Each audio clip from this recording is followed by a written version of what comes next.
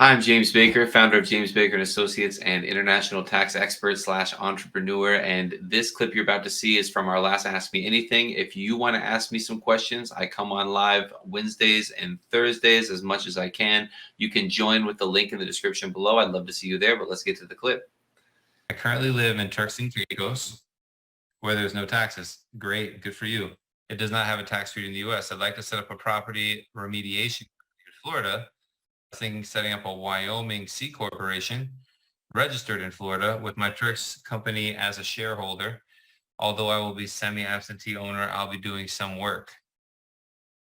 Is it okay that I receive all my profits as a corporate shareholder? Will I be liable for personal taxes? So if you're doing business in Florida, which is if you're flipping property or repairing property or managing properties that are located in Florida, then you should register in Florida.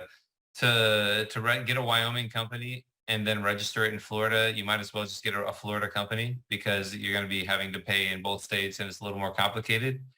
It's easier just to register in the state that you're going to be doing business in. And then after that, a C corporation was probably not a bad idea. And then basically you pay yourself out management fees, not dividends, but management fees or marketing fees or whatever fees you want to pay yourself.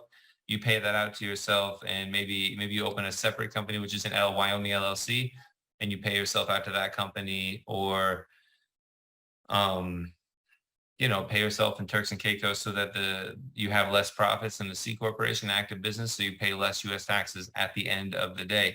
That's an option always for people who are doing U.S. businesses. Pay yourself appropriately, and that way your company in the U.S. pays less taxes. The risk is if you overpay yourself, then you potentially could, I guess potentially the IRS could challenge that and say that you're paying yourself too much and you should be paying taxes on that. This is really a deemed dividend. And in the past, it hasn't been an issue. But this is something I'm going to remind everyone a lot on this call is that Biden passed this new bill a couple weeks ago or last week or something. And basically I'm actually going to look it up really quick. Give me like 2 seconds. Joe Biden law funding the IRS. The Inflation Reduction Act. And it's nearly $80 billion of IRS funding. So the IRS is going to be hiring more, auditing more, challenging more. So you need to really make sure you line up everything and do it all correctly. And then you also have the functional part of registering properly in the states, making sure your bank accounts stay open. I had some bank accounts closed this last week. It was a headache.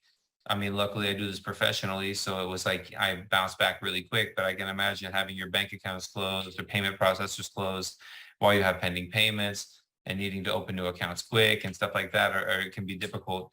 So, I know it's difficult for my clients. So, those are different things to consider when we're to go back to this question though. It's okay that you receive your profits as a corporate shareholder. And you wouldn't be liable for personal taxes in the U.S. as long as you're not doing work in the U.S. I'm assuming you're going to be doing your work from Turks and Caicos, to go back to the original question. So the real issue is how much money can you take out of your U.S. company, and the company's going to pay taxes on its profits as a C corp. It's not a bad way to set it up. So I don't think it's a bad way to set it up. You need to make sure you set it up correctly, have the right agreements between the companies, and pay yourself a reasonable salary so that it makes sense from the U.S. side and Turks and Caicos, because the Turks and Caicos might want you to pay taxes there. I don't know if you need to have a Turks company as a shareholder, if you can just be the owner yourself. I don't know the benefit of having a Turks company as a shareholder. Usually that just overcomplicates it. It's better to do it that way if you're going to be owning real estate or stocks, because then you're more protected from an estate tax perspective. But it's not really necessary for most operational businesses.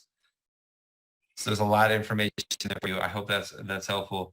So Marty, you were thinking Wyoming because of the privacy, but if you have to register in Florida anyways, you still have to tell them who the owners are in Florida. So if you're doing business in Florida, it's not going to be that private. And to open a bank account, you're going to have to generally at least be the manager. If the privacy is most important when you're like doing something sneaky in your home country and you don't want anyone to know about what you're doing. But generally, like if you look me up, you can find out what company I own in Florida. you just got to deal with it. I mean, it's and that's just what you have to. That's just part of doing business in Florida, is having your business out there.